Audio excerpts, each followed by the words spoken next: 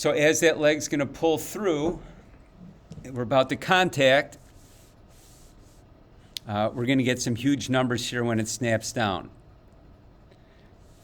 We're going to have to deal with the contact. There's going to be a whole bunch of hamstrings getting involved here. Complex phenomenon occurred during knee flexion during a period of initial stance when the knee extensor twice reached the peak values that would have been observed while negative work was performed. Great loads on the hamstrings along with loads generated by hip extensors. Hamstrings also encounter knee extensors to generate large flexor torque.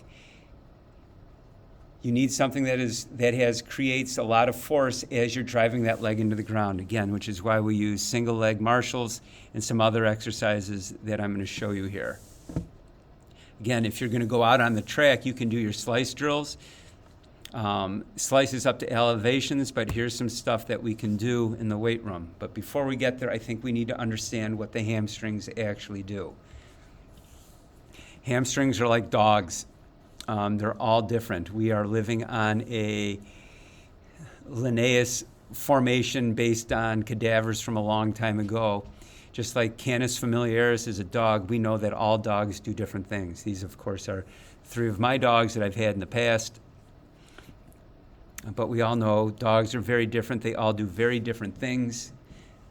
They make nice pets, and I think after that, they're all very different and have very different drives. Hamstrings do the same thing. There's a brilliant paper in 2023, a conceptual exploration of hamstring muscle tendon functioning during the late phase of sprinting. So they're looking at what hamstrings actually do. They see 4 different hamstrings, that there's a long and short head of the bicep femoris. The semitendinosus is the only one that's bigger in sprinters. 54% more and responsible for generating most of the large hip force during sprinting because the angular velocity. The semitendinosus is correlated, the size is correlated with speed, the others were not. And it pulls, it's your hip, it's your hinge muscle. That's what makes you hinge. The faster you get it into the ground will also help the hips travel fast. In fact, some people are looking at what happens if you lean a certain way or the other. So you should include resisting against hip flexion and knee extension movements during the stance phase. This is why we do the vertical banded uris, which I'm going to show you here in a second. Again, the bicep femoris long head at late stance was important, but he's bringing it in. That's his job. The bicep femoris is the speed that's bringing in, and it does not like to be loaded very heavy. Where the semitendinosus is a muscle that likes strain. It likes heavy loads. It deals with force. So that is a muscle that you can lift and will have an impact on how fast you run.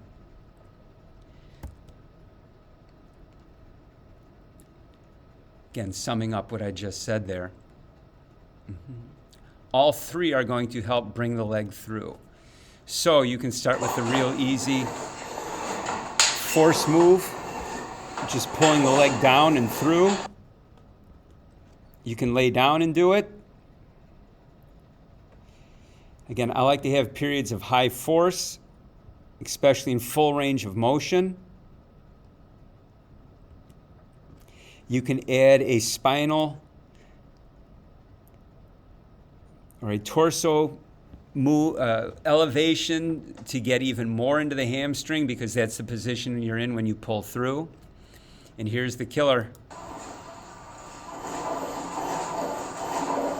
So I know everyone doesn't have a 1080, but you can find another way to do that. That's pulling me back really fast, and I've got to reverse it and pull through. That's exactly what happens when we sprint with our hamstring. That is a complete hamstring exercise. I could probably swing my leg through a little bit better, but that would be it. At mid stance, this is where all the power is coming down into the ground.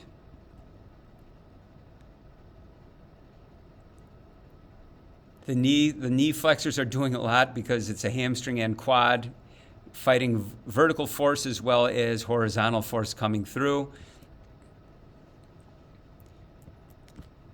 So for basic stuff, I found this to be really good for beginning athletes.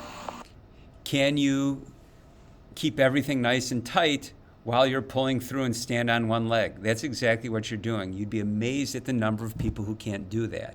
Or same thing, pulling through. Can you pull through and hold and balance on that foot? Because for a moment, that's what we're doing when we sprint. And at the mid-stance phase, you need to have as much balance as possible. We can go back to the old kickers. How fast can we kick back into that becomes a coordination as well as a strength exercise. Or we can go in the middle and go back and forth.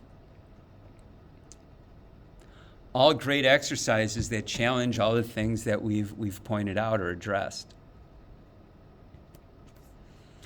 Now we're going to get up into straight torques, coming through, knee passing the other, pure semitendinosus. You can go heavy, you can go light, you can go fast, super fast coming back. And then we start getting into the uris. So now we're pulling our body through. Step down, pull your body through the band. That's a really basic one.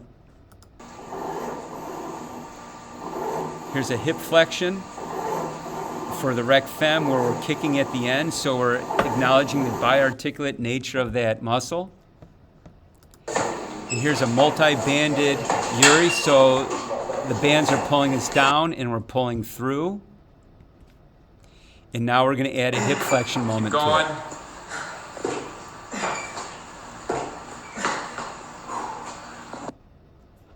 It gets hard. We're strengthening all the things that need to be strengthened at the right spot to run fast. That's why this is a great exercise. Again, working on bringing that leg through. I'm just a rubber band tied to something through that mid-range. Now I'm going to work up to a hip flexion with toe off. So now I'm learning how to make that knee, bring it my toe central and get to my big toe. Now I'm getting something pulled behind and in front. If you want to feel awesome before you run, this is that exercise. And I've even went as far as I'm starting to do runs. Go. Sled runs with hip flexion. I like that a lot. As I'm pulling through, now my hamstring is going to start to fold the leg. We have to have things that fold the leg as quickly as possible. Yep. Here's the finish of the pull through before we snap it through. We can band that down. Okay. That gets hard, a lot of semitendinosus there. And then wounded walks, which is an intrinsic movement that's going to get us to snap that leg through. So as soon as that toe comes off, I'm going to practice snapping that leg through. The first time you do that, you'll feel your hamstrings get really tired really quick. But now we're working that perfect toe off, and then we can start to put it into a jog. That's where our speed comes when we sprint. That's where we have to work on that acceleration. There's a neurologic impact when you tap your toe, and you can practice swinging it through. That way we tie in the neurologic aspect of the exercise. And then lastly, at toe off.